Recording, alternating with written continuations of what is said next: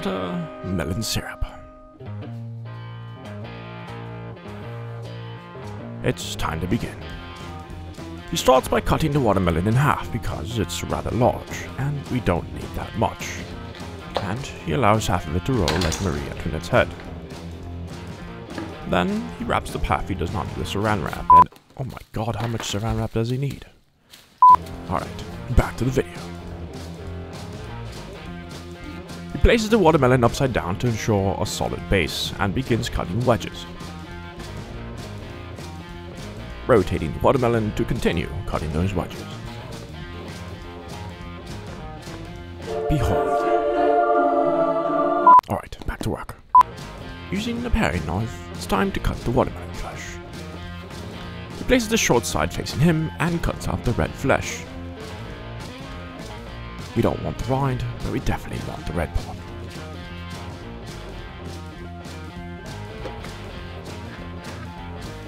He cuts it into small chunks and places it into a blender.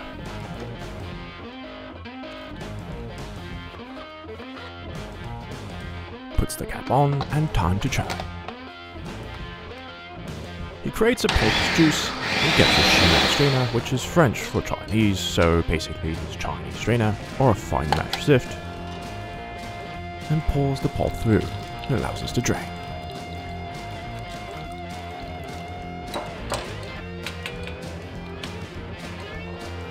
These watermelon rinds are useful, so set them aside, but not for this video.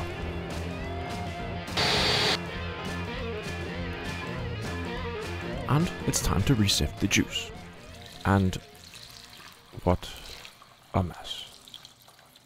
Seriously, what are you doing? Since it's good juice, he mops it up and makes sure to put it back into the pot. And back to cooking.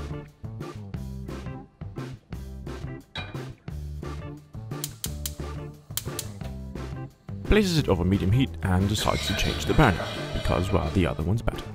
And cleans because if not, that's how you get ants. After a slow simmer, it begins to form a sort of muck. He removes this, but he will remove it more later. Prepares the sift again, this time using a cheesecloth. This will ensure that the fine particles are caught. He clips it to make sure it doesn't slide. And once it's about ready, and at no discernible point in time, he decides to just pour it through.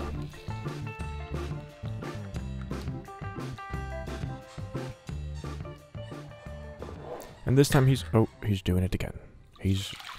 Oh lord. That's not so bad. And, well, back to the stovetop. He allows it to continue simmering and reducing. Again, it sort of coagulates. He gives it a quick taste test, and it's about right. Off the heat comes, and onto the countertop to cool.